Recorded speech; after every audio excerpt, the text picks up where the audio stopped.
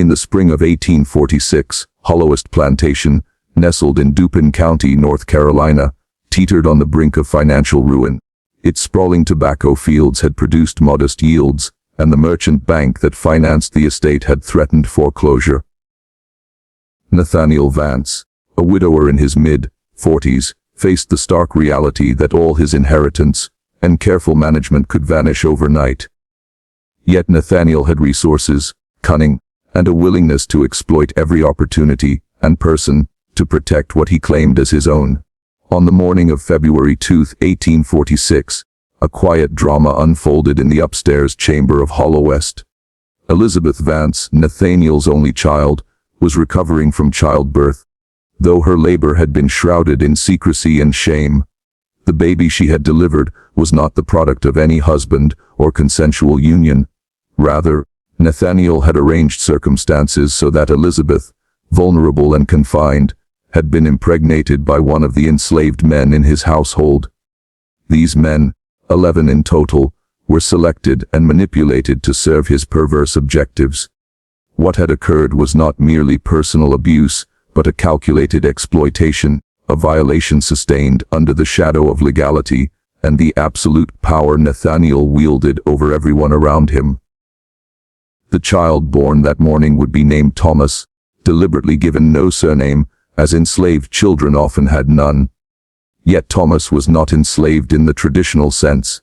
His status was a fabrication, a legal fiction contrived by Nathaniel to disguise the truth and to facilitate a transaction that would secure Hollowest's future.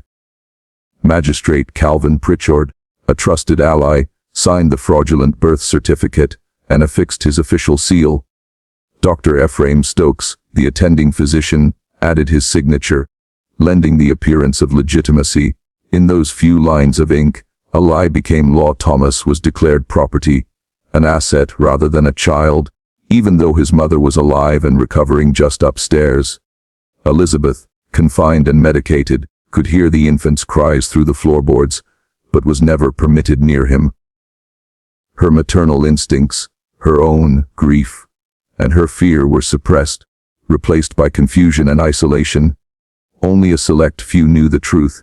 Ada, an enslaved woman assigned to care for Elizabeth, was perhaps the closest witness to the unfolding horror, though she lacked any authority to intervene. She would bear the weight of knowing, quietly and invisibly, as the machinery of Nathaniel's conspiracy moved forward. Nathaniel acted quickly. He contacted Thomas Harrington, a middleman in the human trade, to arrange the sale of his grandson under the guise of a legitimate commercial transaction. The bidding for Thomas began at $3,000, a substantial sum for the era, and quickly escalated. By the end of March, the price reached $4,700, enough not only to satisfy the merchant bank's demands, but also to provide Nathaniel with surplus funds to maintain Hollowest. The buyer who paid the highest price was Charles Rutald, a plantation owner from outside Baton Rouge, Louisiana. Rutald was 46, wealthy from sugar production, and infamous in certain circles for collecting human beings as special acquisitions, rather than mere laborers. Rutald's plantation employed over 200 enslaved people, several dozen of whom existed solely as ornamental or display labor. He had a particular obsession with children who could be raised from infancy under his complete control, children who would grow entirely dependent upon him. In his mind, he was a benevolent master, providing comfort and luxury in exchange for obedience. The warped morality of slavery allowed him to genuinely believe that purchasing an infant and raising it as property was an act of generosity. On April 17, 1846, Rutald arrived at Hollowest in a private coach, accompanied by 2 servants. Nathaniel received him in the parlor, discussing business, crop yields, and local acquaintances, all as a prelude to the true purpose of the visit. Only after polite conversation did Rutald inquire, "I understand you have an unusual acquisition available." Nathaniel, without hesitation, confirmed the child's existence. He described Thomas as healthy, strong, and of good temperament, emphasizing that the circumstances of his birth made him particularly valuable. Then he led Rutald upstairs to see the infant. Thomas lay in his crib, wrapped in clean blankets, examined with the detachment of livestock evaluation. Rutald noted his skin tone, features, and general health. He asked about feeding patterns, sleep habits, and any signs of illness. Nathaniel presented the falsified birth certificate, asserting that the child's mother, Sarah, a supposedly deceased enslaved woman, had died in childbirth. The certificate bore the signatures of both Dr. Stokes and Magistrate Pritchard. Nathaniel made no mention of Elizabeth, Sarah's true identity, or the fraud that underpinned the documentation. Rutald, accustomed to discretion, asked no questions that might expose the lies. Ford 700, Rutald said, payable in gold today if the child can travel immediately. Agreed, Nathaniel replied, and within 2 hours, the transaction was completed. Rutald's servants counted out eagles and double eagles, heavy and gleaming, while Nathaniel signed the bill of sale. Pritchard affixed his seal. Rebecca, the wet nurse, carefully wrapped Thomas and prepared him for the journey, silently mourning the inevitable separation. Elizabeth, upstairs, could hear the carriage and the voices below. Ada approached her quietly. They are taking the baby away. Where? Elizabeth asked. You will never see him again, Ada replied. The child was gone, and with him vanished any pretense of normalcy or maternal connection. Nathaniel returned to his study, counted the gold, and felt a grim satisfaction. Hollowest was saved. The mortgage was paid in full the next day, and the bank's president congratulated Nathaniel on preserving the estate. Yet this victory came at an unthinkable cost, leaving behind a tangle of complicity, fear, and suffering. The conspiracy required the silence of all involved, and silence is a fragile thing. By December 1846, the psychological toll of the events began to manifest. Isaac, one of the 11 men coerced into involvement, attempted to end his life. Though discovered before succeeding, his act signaled the unsustainability of the secret. Nathaniel punished Isaac and sold him to a plantation in Virginia, removing a witness while spreading fragments of knowledge to a new region. Ada, burdened with what she had witnessed, grew increasingly withdrawn. Her movements became mechanical, her speech sparse. Other enslaved people noticed but received no explanation. She carried the secret alone. Elizabeth's mental state, already fragile, deteriorated. By March 1847, exactly 1 year after Thomas's birth, she was largely unresponsive, speaking in monosyllables, barely eating, and lying in bed for days at a time. Dr. Stokes, summoned to assess her, diagnosed nervous hysteria, a common 19th century label for extreme distress among women. His treatment consisted of laudanum and confinement, suppressing symptoms without addressing the trauma. Elizabeth became a ghost of her former self, medicated, isolated, and entirely dependent on Nathaniel and the enslaved women assigned to care for her. The household became a nest of quiet terror. Ada could no longer manage alone. Another enslaved woman was assigned, increasing the number of witnesses aware that something was wrong. Yet all who knew remained powerless. Reverend Thomas Gaines, troubled by previous observations and rumors of Elizabeth's condition, attempted to visit in June 1847. Finding Nathaniel away, Ada reluctantly allowed him access. Gaines discovered Elizabeth lying pale and unseeing in her bed, speaking only slowly and disjointedly, fragments of trauma spilling out. Confronted with tales of confinement, coerced pregnancy, and the theft of her child, he was horrified. Nathaniel returned to find Gaines in the parlor, asserting that Elizabeth's condition was the product of illness and imagination. Gaines recorded suspicions privately, but could take no legal action. In a system that favored the powerful, the conspiracy endured because every participant with authority had incentive to maintain silence. Dr. Stokes had been paid and risked losing his medical license if exposed. Pritchard had falsified documents to enable the sale. Thomas Harrington had collected his commission, and Rutald owned a child whose legitimacy could not be questioned without unraveling the network of fraud. Nathaniel relied on the complicity of everyone. knowing the story would survive only as long as discretion remained unbroken. The enslaved people who understood fragments of the truth had no legal standing, their voices silenced by law and society. Years passed. Elizabeth remained confined, medicated, and broken.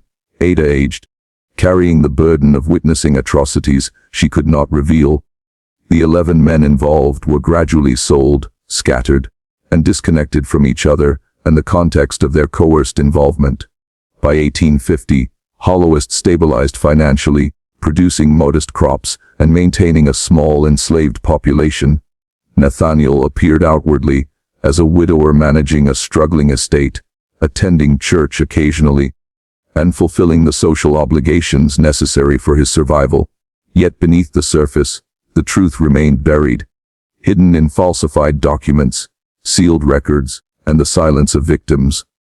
Thomas grew up in Louisiana, never knowing his real mother, unaware of the circumstances of his birth, forever classified as property despite being the grandson of a wealthy plantation owner.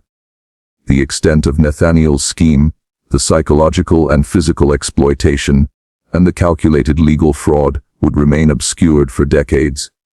It seemed, for a time, that the truth might never emerge. The truth of Hollowest's darkest secret might have remained buried forever, if not for the flames that engulfed the Dupin County courthouse in Kinnensville on October 14, 1923, 77 years after Thomas's birth. The fire started in a storage room where decades-old records were kept in wooden filing cabinets. Paper, dry with age, caught quickly. Smoke and flames consumed the structure before firefighters could contain it. Much of the county's historical documentation was lost, including vital court records, land deeds, and property transfers. Amid the destruction, cleanup crews discovered something curious: 2 birth certificates for the same individual, both dated 1827, both claiming to document Elizabeth Vance's birth. One certificate listed her parents as Nathaniel and Margaret Vance, a legitimate lineage. The other certificate, however, named Sarah, an enslaved woman, as mother, and listed the father as unknown. The contradiction was stark, impossible to reconcile without imagining deliberate falsification. A local historian, Harold Jensen, took notice. Jensen, meticulous and patient, began to piece together the fragments of a story that had been nearly erased by time and fire. He collected property records, bills of sale, tax documents, and surviving papers from Hollowest and nearby estates. His research led him to the bill of sale from 1846 documenting the transfer of an infant named Thomas from Nathaniel Vance to Charles Rootald in Louisiana. The birth certificate for this infant listed the mother as Sarah, the same name on the fraudulent certificate for Elizabeth Vance. As Jensen delved deeper, patterns of deception emerged. Medical records signed by Dr. Ephraim Stokes documented the same individual under different names and statuses. Property registrations filed by Magistrate Pritchard contained odd timing and language that raised questions. Letters between Nathaniel Vance and Thomas Harrington hinted at transactions that exceeded normal business practices, suggesting a coordinated scheme to misclassify and sell a child. In 1924, Jensen published his findings in the Dupin County Historical Quarterly under the title, "The Vance Family Mystery: Evidence of Documentary Fraud in Antebellum Property Records." His article avoided explicit accusations. He could not definitively prove the personal crimes committed, but it highlighted inconsistencies that suggested deliberate falsification. The story attracted attention. Some scholars dismissed Jensen's conclusions, attributing the anomalies to misinterpretation of damaged documents. Others recognized the significant evidence of one of the most disturbing abuses in North Carolina's history: a father selling his own grandson by fraudulent legal means. Additional corroboration came over the following decades. In 1931, a diary kept by Reverend Thomas Gaines was discovered in a church archive. It contained first-hand accounts of his visits to Hollowest, observations of Elizabeth's deteriorating mental state, and his frustrations at being powerless in the face of the county's entrenched hierarchy. Gaines's diary confirmed that suspicions about Hollowest had existed at the time, though the community's social and legal power structures prevented any action. In 1947, a descendant of Ada, the enslaved woman who had cared for Elizabeth, found a collection of letters Ada had written late in life. These letters, never mailed, described the trauma she had witnessed: the coercion of the 11 men, the isolation of Elizabeth, and the theft of the child. Ada's words added human testimony to the documentary evidence, providing insight into the psychological toll inflicted on those powerless to intervene. By piecing together these records, historians reconstructed the scale of Nathaniel Vance's exploitation. He had orchestrated a conspiracy involving falsified legal documents, complicit professionals, and coerced witnesses. He had manipulated the law, the medical establishment, and local authorities to maintain control, profit financially, and protect his social status. The enslaved men involved were silenced through sale and relocation, their knowledge scattered and disjointed. The child, Thomas, grew up unaware of his true lineage, his existence framed entirely within the bounds of property law. The exposure of these events, nearly 80 years after they occurred, revealed not just a single act of cruelty, but an entire system designed to preserve wealth and power through exploitation and deception. Nathaniel's careful orchestration of fraud, manipulation, and silence exemplified how legal structures could be weaponized to perpetuate abuse. It was a stark illustration of the intersections of wealth, race, and power in antebellum North Carolina. Yet even with the historical record clarified, many human consequences remained unresolved.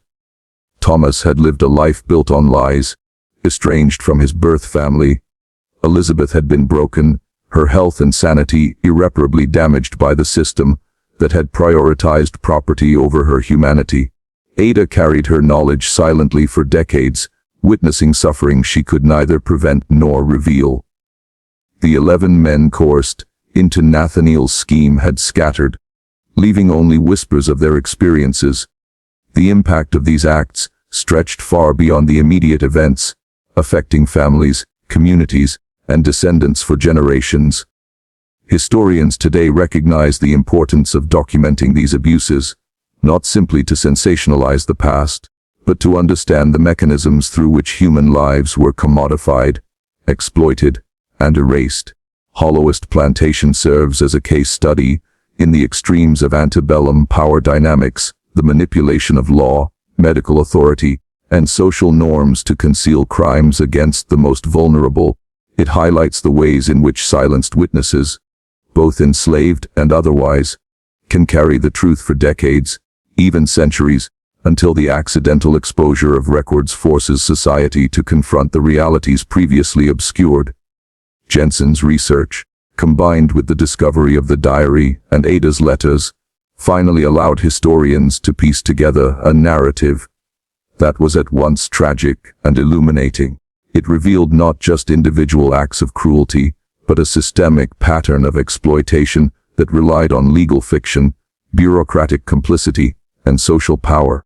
Nathaniel Vance, a man who had appeared to the world as a struggling widower managing his estate, was revealed posthumously as a manipulator and orchestrator of one of the most morally and legally troubling deceptions in the county's history. The story of Thomas, Elizabeth, Ada, and the 11 men illustrates a broader truth, that history is not only recorded in public documents and official seals, but also in the lives and testimonies of those who endured the consequences. Without the accidental destruction of the courthouse and the persistence of historians like Jensen, the full scope of Nathaniel's conspiracy might have remained hidden indefinitely. The uncovering of these events serves as a reminder of the fragility of truth and the persistence required to reveal it. By 1950, the narrative of Hollowest Plantation had become a cautionary tale for scholars and historians, emphasizing the importance of cross-referencing records, examining anomalies in documentation, and acknowledging the perspectives of those historically silenced. The exposure of fraudulent certificates, the revelation of coerced pregnancies, and the understanding of social complicity offered a comprehensive view of how wealth and power could manipulate both law and humanity. The legacy of Hollowest is both sobering and instructive. It underscores the moral corruption inherent in systems that commodify human beings and prioritize property over life. It reminds us that even those who appear respectable, educated, or well-intentioned may perpetrate unspeakable harm when operating within structures that enable secrecy and impunity. And it demonstrates the resilience of memory, the importance of witnesses, even silent ones, and the necessity of historical inquiry to restore truth to lives otherwise erased. In the end, the story of Hollowest is not merely one of horror, but also one of revelation. The accidental fire, the dogged curiosity of a historian, and the preservation of testimonies by descendants allowed the secrets of the past to emerge. It is a story that compels reflection, a warning about the intersections of power, law, and human rights, and a testament to the importance of uncovering history in all its complexity, no matter how painful. Through this lens, Thomas, Elizabeth, Ada, and the 11 men are more than historical figures. They are enduring symbols of the human cost of exploitation and the courage it takes for truth, long suppressed, to finally see the light of day. Their experiences challenge us to consider how power can distort morality, how systems of control can perpetuate injustice, and how, even after decades, the past can reach forward to demand acknowledgement, understanding, and justice in the historical record. Even after the revelations of the courthouse fire and Jensen's meticulous research, the story of Hollowest Plantation did not end. The uncovering of Thomas's true origins, Elizabeth's suffering, and the network of conspirators sent ripples across communities and descendants, forcing a reckoning that had been decades in the making. Thomas, who had grown up on Rutledge's plantation in Louisiana, lived his life isolated from his biological family. He had been taught to accept his status as property, his identity deliberately obscured by forged documents and false narratives. The knowledge of his true parentage never reached him during his lifetime. By the time Jensen's article was published, Thomas had long passed, leaving descendants unaware of the duplicity that defined their ancestors' early life. For them, family histories were shaped by silence and absence. Elizabeth remained in her room at Hollowest until her death. Her life had been defined by confinement, sedation, and the weight of trauma. Yet her suffering was not entirely invisible. Ada, the ever-watchful caregiver, had preserved fragments of truth in letters and whispered stories. These narratives, once discovered, allowed later generations to understand the depth of cruelty that had occurred within their own community. Ada's courage, her willingness to bear witness even when powerless, became a crucial link connecting the past to the present. The 11 men, scattered across plantations after their coerced participation in Nathaniel's schemes, carried their knowledge quietly. Their stories were fragmented, shared only within safe circles. Some attempted to preserve memories of the events at Hollowest, teaching their children cautionary lessons about the abuse of power. Others, worn down by the weight of forced complicity and displacement, never spoke of it. The collective silence of these men became part of the fabric of their descendants' lives, shaping identities and histories in ways that official records could never capture. In Dupin County, the revelations prompted reflection, but little immediate restitution. The county's institutions, courts, churches, and social organizations had been complicit or indifferent for decades. By the 1920s, many of the original conspirators were dead. Nathaniel, Vance, Dr. Stokes, and Magistrate Pritchard had passed, leaving only documents and memories as evidence. Justice, in the legal sense, remained elusive. Yet the exposure of the conspiracy sparked discussions about ethics, historical accountability, and the enduring consequences of systemic exploitation. Harold Jensen's article became a cornerstone for scholars examining antebellum power structures and exploitation. His meticulous documentation provided a roadmap for understanding how law, medicine, and social authority could be manipulated to conceal atrocities. Subsequent historians built on his work, linking the events at Hollowest to broader patterns of legal and moral corruption in the antebellum South. Jensen's research illustrated the necessity of questioning official narratives, especially when the most vulnerable were involved. Over time, public awareness grew. Museums, academic publications, and oral histories began to acknowledge the lives affected by Hollowest. Thomas Harrington, long thought to be a minor historical footnote, as a broker of enslaved property, was now studied as part of a system that facilitated the commodification of human lives. Rutledge's Plantation became a symbol of the perverse ways in which wealth and obsession intersected, while the legacy of Ada and the 11 men reminded scholars that resistance, even in quiet forms, persisted despite systemic oppression. The story of Hollowest also prompted descendants of both the enslaved and the enslavers to confront uncomfortable truths. Family trees, once thought straightforward, revealed hidden branches, lost identities, and unacknowledged suffering. Conversations that had been taboo for generations slowly began to emerge. Some families embraced the knowledge, integrating it into their understanding of heritage and identity. Others struggled, grappling with the moral weight of ancestral actions. Psychologically, the case became a lens for understanding trauma across generations. Elizabeth's confinement, Thomas's sale, and the enforced silence of Ada and the 11 men demonstrated the intergenerational effects of systemic abuse. Psychologists and sociologists studying historical trauma cited Hollowest as a stark example of how early life events, compounded by societal structures, could echo for decades, influencing descendants in ways both tangible and intangible. By the mid-20th century, Hollowest itself had fallen into ruin. The plantation's buildings, fields, and records were slowly reclaimed by nature. Yet the stories, preserved in documents, letters, diaries, and scholarly work, ensured that the truth could not be erased. Historical tours, once focused on architectural or economic aspects of the plantation, now incorporated these narratives, offering visitors insight into the human costs, hidden behind the veneer of prosperity and respectability. In contemporary scholarship, the Hollowest narrative functions as both a case study and a moral compass. It challenges historians to ask difficult questions about complicity, ethics, and the responsibilities of power. It reminds communities that legal and social structures can be manipulated to harm the innocent and protect the guilty.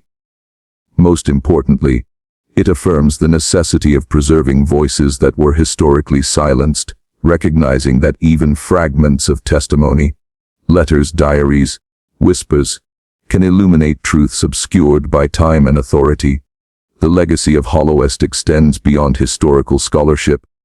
It is a cautionary tale about the dangers of unchecked power, the corrosive effects of commodifying human life, and the resilience of memory in the face of oppression. Elizabeth, Thomas, Ada, and the 11 men, though long gone, continue to speak through the records, letters, and research that survived. Their stories demand attention, reflection, and acknowledgement, forcing us to confront the uncomfortable intersections of family, property, and morality in American history. Ultimately, Hollowest is not merely a story of horror, it is a story of revelation, a fire, a historian's diligence, and the preservation of testimony brought to light truths that had been concealed for decades.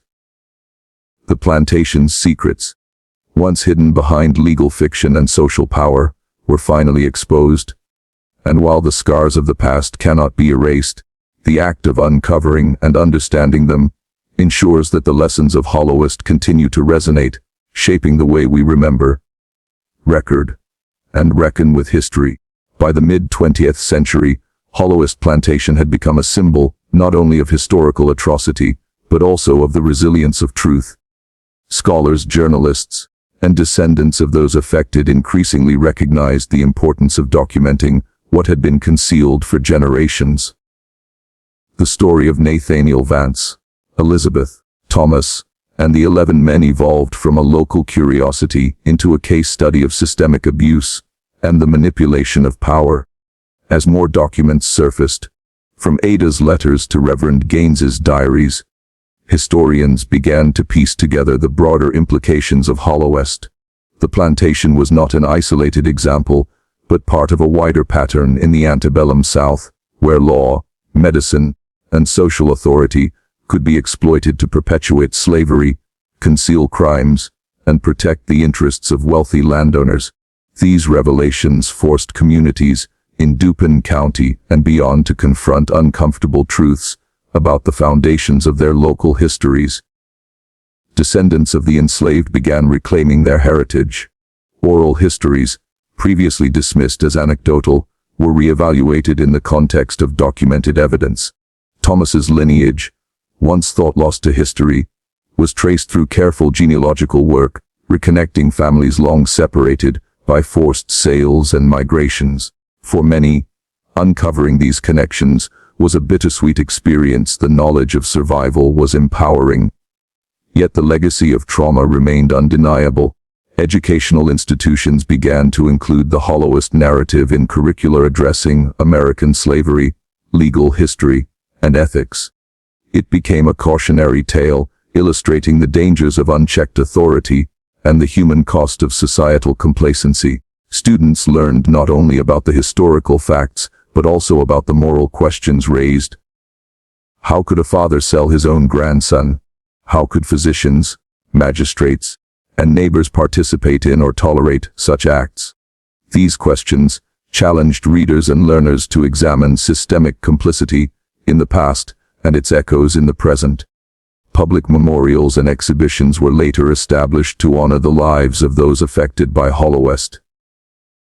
Though the plantation buildings no longer stood, curated exhibits preserved documents, letters and photographs, providing tangible evidence of human resilience and suffering. Ada's letters, in particular, were recognized as invaluable historical artifacts, offering insight into the perspectives of those who had witnessed, but could not intervene. Through these efforts, the voices of the oppressed were amplified, reclaiming agency denied to them in life. The Hollowest story also influenced discussions on ethics in archival research and historical preservation. Scholars debated the responsibility of historians to uncover, interpret, and present uncomfortable truths, even when they implicate local institutions or families. Jensen's 1924 article became a case study in ethical scholarship, demonstrating the balance between evidence, speculation, and moral accountability. In the broader social context, Hollowest contributed to a reevaluation of how communities reckon with past injustices. The exposure of Nathaniel Vance's crimes forced local institutions, churches, courts, and educational organizations to confront their own complicity or silence. Though centuries had passed, the moral imperative to acknowledge harm remained. Community discussions, public lectures, and written accounts encouraged dialogue about restitution, recognition, and the preservation of collective memory. Psychologically, the events at Hollowest illuminated the lasting effects of intergenerational trauma. Elizabeth's confinement and sedation, Thomas's commodification, and the forced silence of Ada and the 11 men created patterns of suffering that extended beyond the individuals directly involved. Contemporary psychologists studying descendants observed echoes of these traumas in family behaviors, coping mechanisms, and social dynamics, demonstrating how historical injustice continues to shape lives long after the original events. By the late 20th century, Hollowest had transcended its geographic and temporal boundaries. Its story was cited in works addressing systemic abuse, the intersection of law and morality, and the historical roots of racial inequality in America. It became a lens through which historians, ethicists, and social scientists examined the interplay between wealth, power, and human exploitation. Hollowest served as a reminder that evil often hides behind respectable facades, requiring vigilance, critical inquiry, and moral courage to expose. Even today, the legacy of Hollowest challenges us. The tale of a father exploiting his own family, of institutions abetting injustice, and of lives constrained by law and custom, resonates with ongoing conversations about accountability, historical memory, and social responsibility. It demonstrates the necessity of uncovering truth, preserving testimony, and ensuring that the voices of the silenced are heard. The fire that destroyed the Dupin County courthouse in 1923, once a destructive accident, became a catalyst for historical revelation.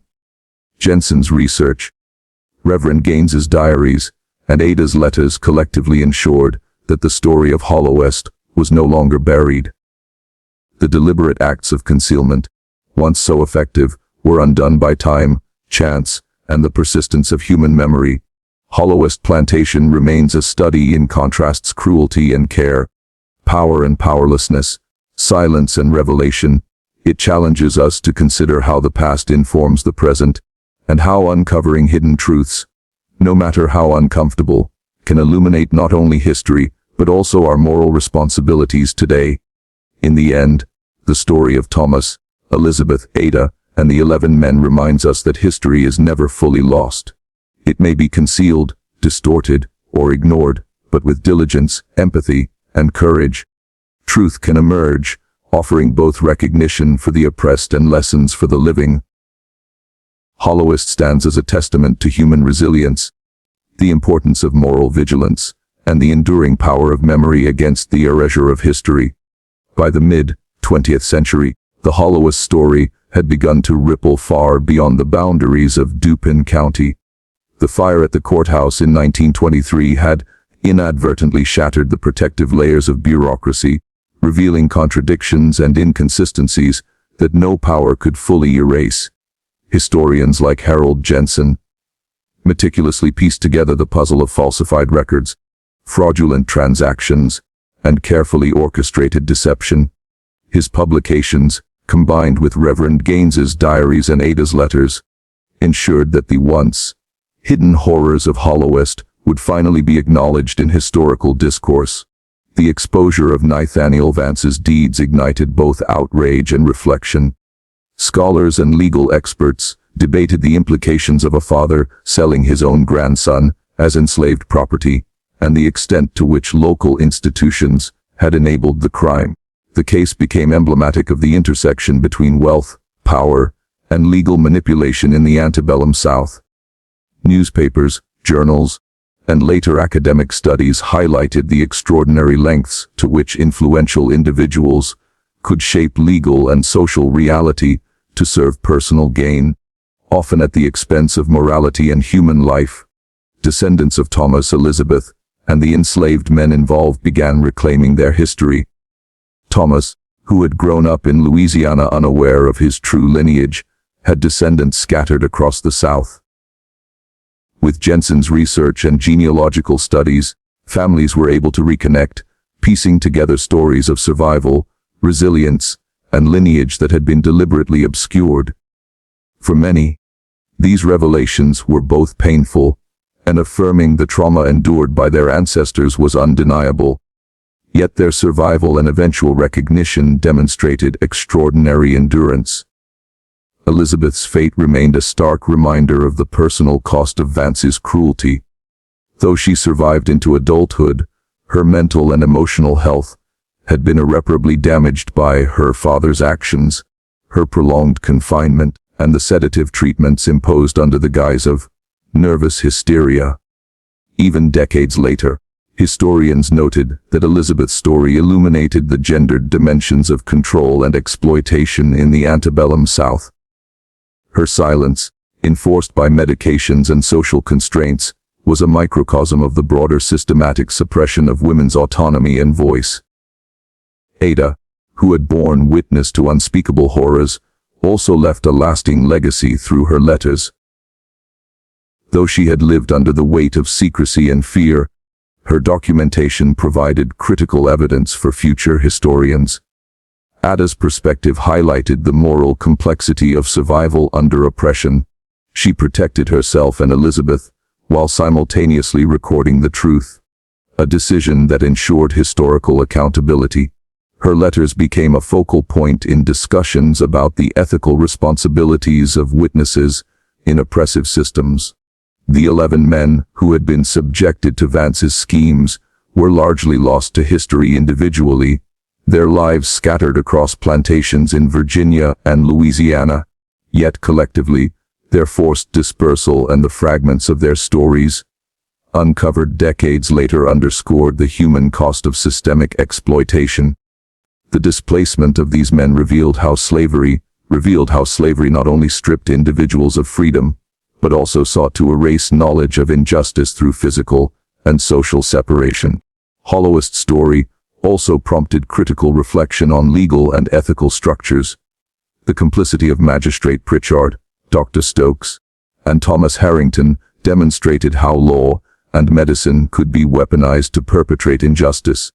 Historians highlighted these cases to show that systemic abuses are not solely the result of isolated malice, but are often enabled by institutional frameworks that prioritize property, wealth, and status over humanity. Jensen's meticulous documentation became a touchstone for discussions on the accountability of professionals who exploit authority for personal or economic gain.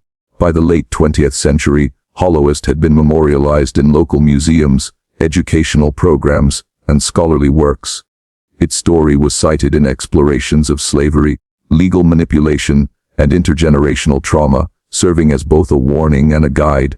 Descendants, scholars, and local communities used the narrative to engage in conversations about historical memory, restitution, and moral responsibility. The story of Hollowest reinforced the necessity of preserving marginalized voices and examining historical narratives critically, acknowledging the experiences of those silenced by power.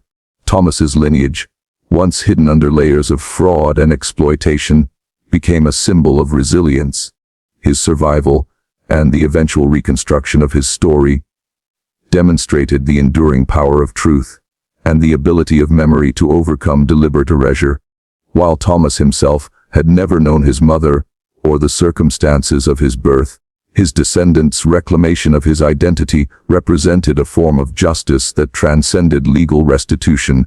It was a restoration of dignity, heritage, and historical presence. In the final analysis, Hollowest Plantation stands as a testament to both human cruelty and resilience. It is a reminder that the structures of power, legal, economic, and social, can be manipulated to conceal crimes and enforce silence. Yet, it also demonstrates that no deception, however well constructed, is impervious to time, chance, and human perseverance. Fires may destroy records, individuals may pass away, and conspiracies may flourish temporarily, but truth has a persistent, unyielding quality. The story of Nathaniel, Vance, Elizabeth, Thomas, Ada, and the 11 men endures as a profound moral lesson. It challenges contemporary society to recognize the consequences of unchecked authority, the ethical responsibilities of professionals, and the importance of amplifying the voices of the oppressed. Hollowest's legacy compels us to confront the darkest aspects of history, ensuring that the mistakes, horrors, and resilience of the past inform our understanding and guide our actions today. Even now, Hollowest continues to provoke reflection. Scholars, descendants, and students grapple with its implications, ensuring that the memories of those who suffered are preserved and honored. The story is no longer buried, and it serves as a cautionary tale for future generations. The abuses of power may be hidden, but they leave traces that, if followed diligently, can illuminate truth, enforce accountability, and inspire justice. The decades following the discovery of Hollowest's hidden atrocities were marked by both scholarly inquiry and personal reckoning. As more evidence emerged, Ada's letters, Reverend Gaines's diaries, and fragments of financial records, historians pieced together a fuller picture of the calculated exploitation, psychological trauma, and systemic abuse that had unfolded under Nathaniel Vance's roof. The broader community, initially resistant to revisiting these dark events, gradually began to acknowledge the depth of the injustices that had taken place.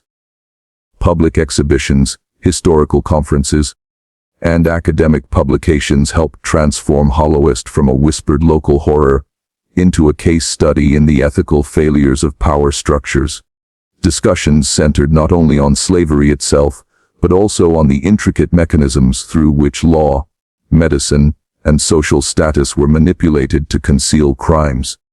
Vance's actions, selling his own grandson as property and subjecting his daughter to prolonged abuse, highlighted the perversion of paternal and civic duty under the influence of wealth and social privilege. Descendants of Thomas, Elizabeth, and the enslaved men began to confront the emotional legacy of these events. Genealogical research allowed many to trace their lineage back to Hollowest, providing a sense of identity and continuity previously denied. This reconnection fostered healing, but also opened painful conversations about the intergenerational trauma inflicted by such systemic exploitation. Community programs began using the Hollowest story as a framework for exploring the long-term psychological and cultural impacts of slavery, abuse, and erasure. Legal scholars and ethicists cited Hollowest as a cautionary example of how the legal system can be co-opted to protect perpetrators and silence victims. The complicity of Magistrate Pritchard, Dr. Stokes, and Thomas Harrington illustrated the dangers of unchecked authority. It became a case frequently referenced in discussions of historical accountability, illustrating that corruption is often systemic rather than merely individual. The narrative also prompted reflections on professional ethics, as medical and legal practitioners had knowingly participated in sustaining injustice. Hollowest's story also challenged assumptions about historical visibility. For decades, the truth remained buried because victims lacked voice and perpetrators controlled documentation. It became a powerful illustration of how history can be shaped by those in power and how fragile the truth can be when it relies on the silence of the oppressed. Historians stressed the importance of triangulating evidence from multiple sources, including personal letters, diaries, oral histories, and material culture, to reconstruct stories intentionally obscured by dominant narratives. The plantation itself, long abandoned and partially destroyed, became a site of reflection. Scholars and community members visited to document remaining structures, map out the landscape, and imagine the daily realities of life under Nathaniel Vance's regime. These efforts were part of a broader initiative to confront difficult histories and acknowledge spaces where human suffering occurred. Physical preservation and digital archiving of the Hollowest records and artifacts allowed researchers to study the past while also creating public educational resources. The psychological toll on survivors like Elizabeth and Ada was a persistent focus of study. Elizabeth's prolonged confinement, sedative treatment, and the trauma of having her child taken away exemplified the ways in which systemic abuse manifests in long-term mental health consequences. Ada's letters provided insight into the moral dilemmas faced by those living under oppressive regimes, the need to navigate survival, loyalty, and ethical responsibility in the face of unimaginable cruelty. These personal narratives humanized historical events, transforming abstract discussions of law and property into tangible stories of suffering and resilience. The legacy of Thomas, sold as an infant and raised in Louisiana, became particularly significant in conversations about identity, heritage, and restitution. Though he had lived his life as enslaved property, the eventual reconstruction of his story allowed descendants to reclaim their narrative. Scholars noted the symbolic importance of restoring agency to those whose histories had been intentionally erased, emphasizing that acknowledgement and commemoration are essential components of justice. As Hollowest entered the historical record in a more complete form, it inspired critical reflection on broader societal patterns. The story was incorporated into educational curricula exploring the intersections of slavery, law, family, and ethics. It encouraged students to question how wealth and power can manipulate social and legal norms, and how silence, fear, and complicity sustain injustice. Hollowest became a lens through which to examine both historical and contemporary forms of systemic oppression. Finally, Hollowest's story underscored a universal truth: the pursuit of wealth and status at the expense of human life leaves lasting scars. Nathaniel Vance's attempts to protect his estate, maintain appearances, and consolidate power may have succeeded in the short term, but they failed to erase the evidence of his actions or the memories of those affected. Even decades later, the discovery of records, letters, and diaries illuminated the moral cost of his choices, reminding society that historical evasion is never complete.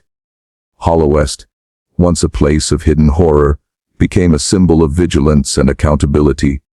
Its story reminds us that history is not static. It is constantly reconstructed, re-evaluated, and reinterpreted.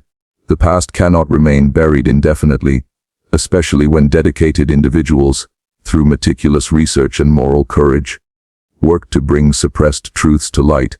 The lives of Thomas, Elizabeth, Ada, and the 11 men continue to resonate, a testament to human resilience in the face of cruelty, and a warning that injustice, if left unchecked, will echo across generations. By the mid-20th century, the story of Hollowest had become a case study in the fragility of historical truth.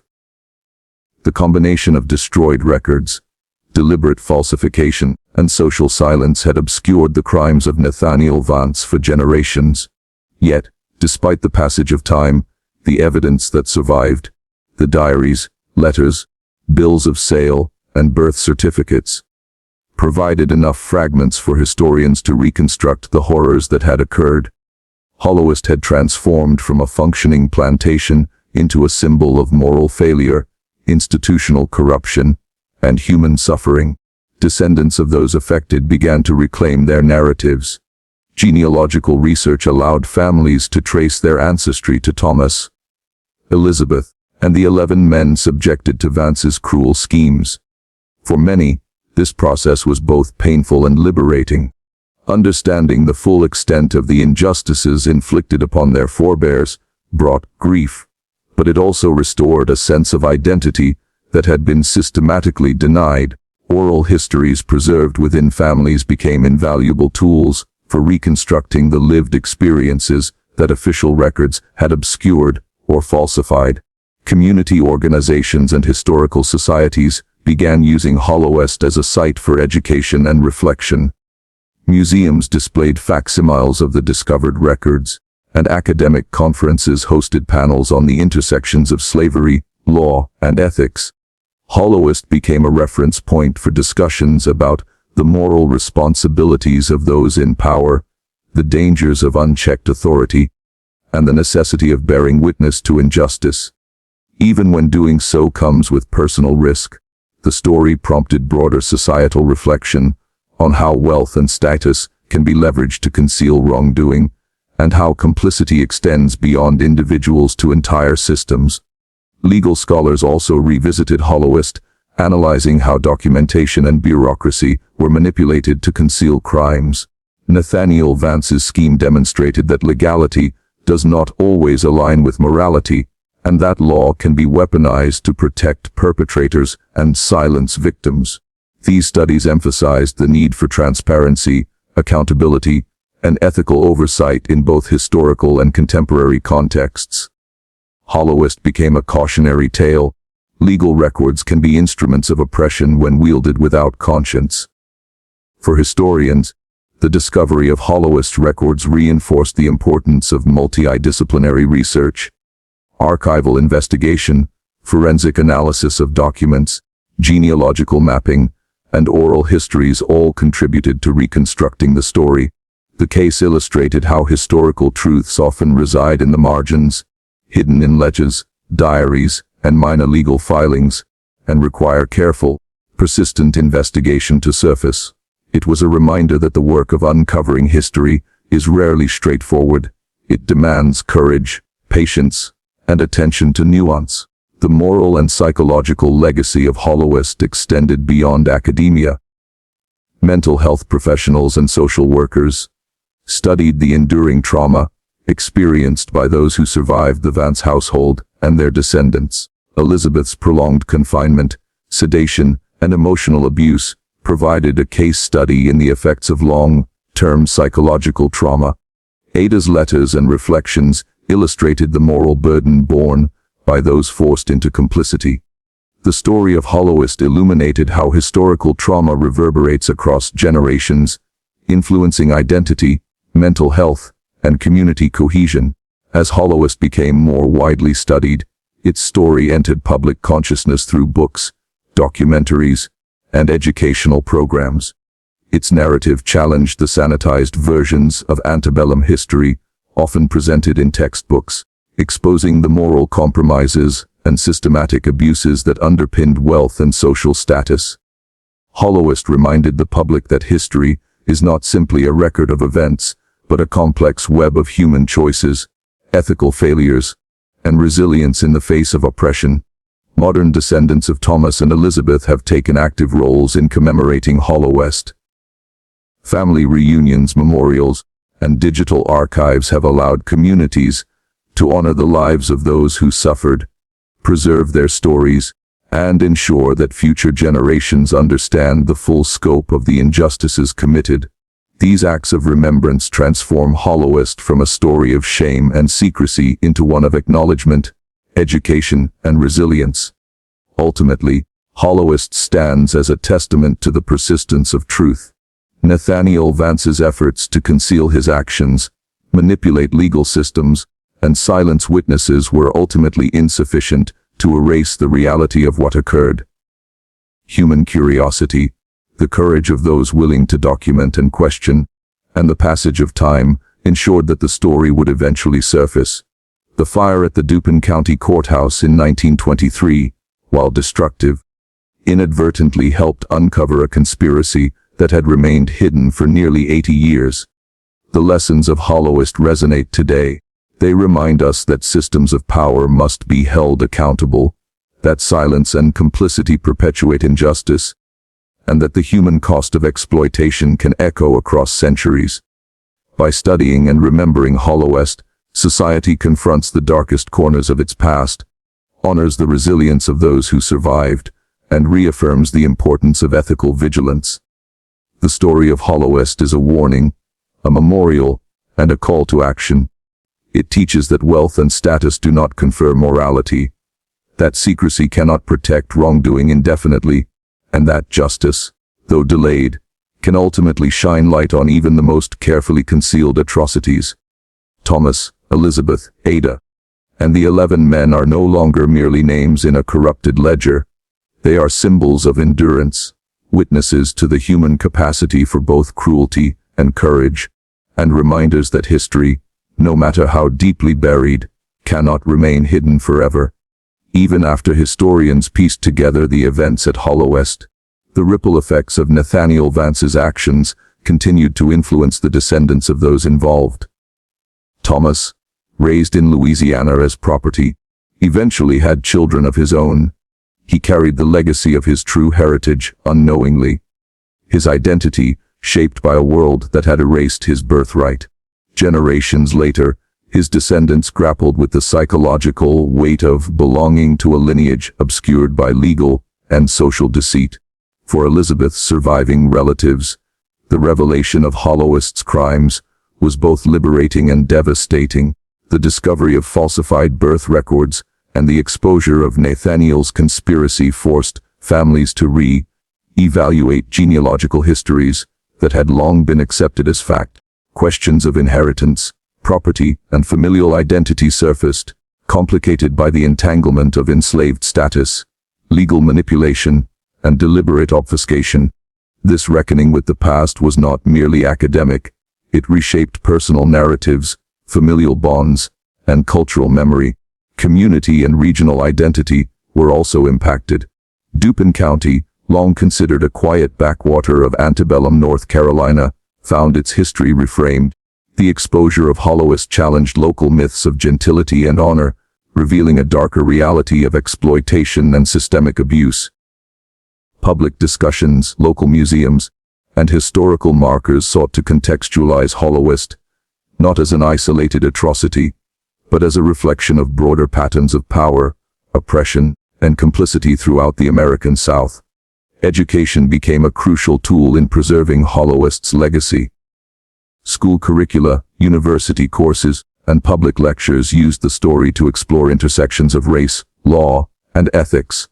Students engaged with the historical materials, bills of sale, medical certificates, diaries, letters, to understand how authority could be wielded to conceal crime. Hollowest became a case study not only in history, but in law, ethics, and human rights, encouraging critical thinking and moral reflection among new generations. Descendants of Ada and the 11 enslaved men also began to reclaim agency over the narrative. Oral histories, family stories, and newly discovered letters provided context that had been systematically erased.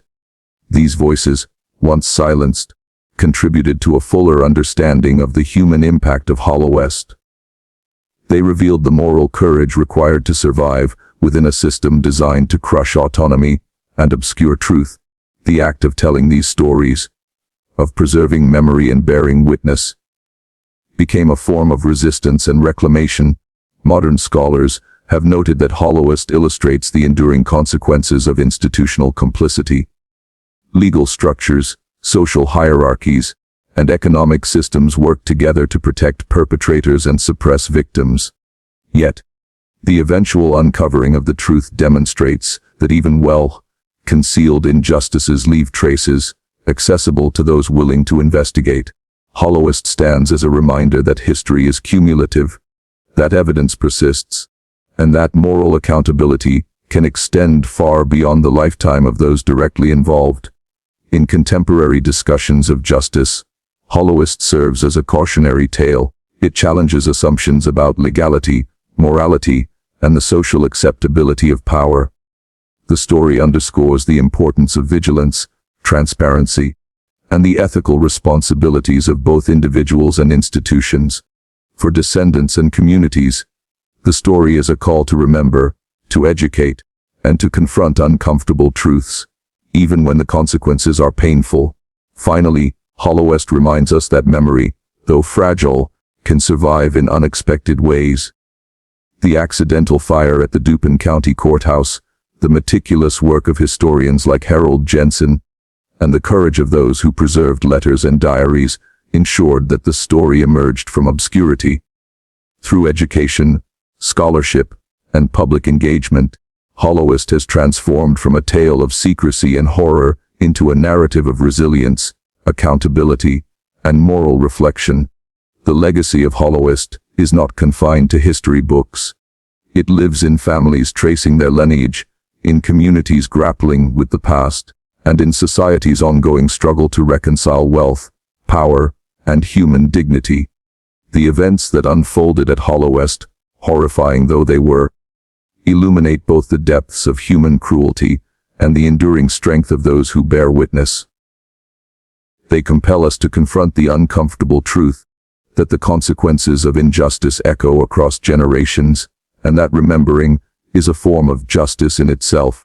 The full extent of Hollowest's horrors remained partially obscured until the mid-20th century, when archival research, oral histories, and surviving correspondence converged to tell a coherent story. Scholars and local historians began to piece together the network of deceit orchestrated by Nathaniel Vance. The fire that had destroyed much of Dupin County's records in 1923 ironically became the catalyst for discovery. While it obliterated some evidence, it also exposed contradictions and anomalies, duplicated birth certificates, fraudulent medical documentation, and legal filings that could not be reconciled with accepted histories. By the 1950s, genealogists, legal historians, and descendants of the Hollowest household undertook intensive research. They cross-referenced land deeds, bank records, and surviving letters to reconstruct the transactions that had so brutally altered the lives of Elizabeth, Thomas, and the enslaved men. This painstaking work revealed that Nathaniel's scheme was not an isolated crime of greed, but a carefully calculated exploitation of legal loopholes, social authority, and systemic racism. The complicity of local officials, physicians, and businessmen underscored how deeply entrenched the machinery of power had been. Public interest in Hollowest surged as the story gained attention in historical journals, newspapers, and later, radio programs. The narrative of a father selling his own grandson, manipulating law and medicine, and silencing witnesses challenged prevailing assumptions about antebellum society. Educators began to incorporate Hollowest into broader discussions of slavery, morality, and legal responsibility. Museums and historical societies in North Carolina erected exhibits recounting the events, emphasizing both the cruelty endured by the victims and the resilience of those who survived or preserved their stories. Descendants of the enslaved men and women who had borne witness to Hollowest's crimes became central to the historical narrative. Oral histories collected from families preserved perspectives that had been systematically erased from written records. These testimonies revealed the psychological and social toll of forced complicity, as well as the quiet acts of resistance, like Ada protecting Elizabeth and documenting events in letters that ensured some truth survived. Their courage offered a counterpoint to the official records, revealing humanity amidst cruelty and deception. Thomas's story, in particular, became emblematic of the erasure and reclaiming of identity. Though he grew up in Louisiana unaware of his true parentage, genealogical research later connected his descendants to the Vance family. Reconstructing his lineage challenged conventional notions of family, property, and inheritance, and sparked conversations about the long-term impact of slavery and systemic abuse on family structures. His life story underscored how legal fiction and social complicity could erase an individual's humanity, while leaving traces that ultimately demanded recognition. By the late 20th century, Hollowest had become a touchstone for discussions of historical justice. Legal scholars, ethicists, and historians debated whether descendants should pursue restitution, recognition, or formal apologies. While no legal remedy could fully repair the harms inflicted, the act of uncovering, documenting, and teaching the history became itself a form of accountability. Public memorials and academic publications emphasized the moral imperative to confront the past, even when it is uncomfortable or inconvenient. Hollowest also served as a case study in the fragility of legal and social systems when exploited by those with power. The manipulation of official documents, the complicity of professionals, and the silence imposed on witnesses demonstrated that justice is contingent not only on law, but on the integrity of those enforcing it. The story challenged historians and the public alike to question the narratives presented by authority figures, to critically examine records, and to recognize the voices historically excluded from official accounts. Ultimately, the legacy of Hollowest is one of both horror and resilience. It is a reminder that human cruelty can be methodical, systematized, and hidden behind respectability, but also that truth has a way of surfacing, even after decades.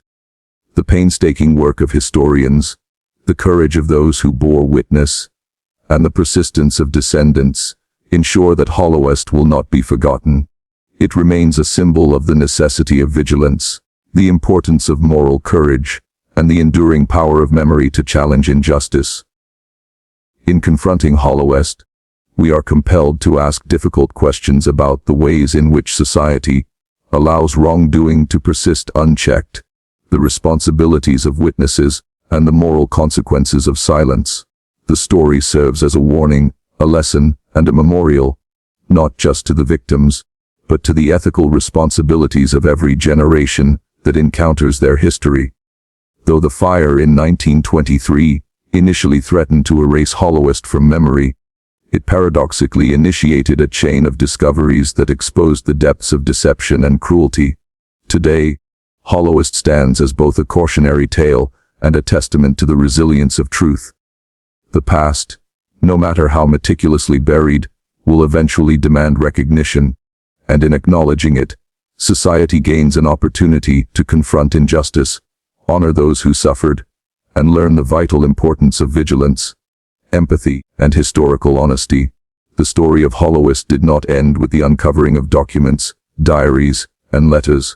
By the mid-20th century, the narrative had become a living cautionary tale, a stark reminder of the ways in which power, privilege, and systemic racism can manipulate law, medicine, and morality.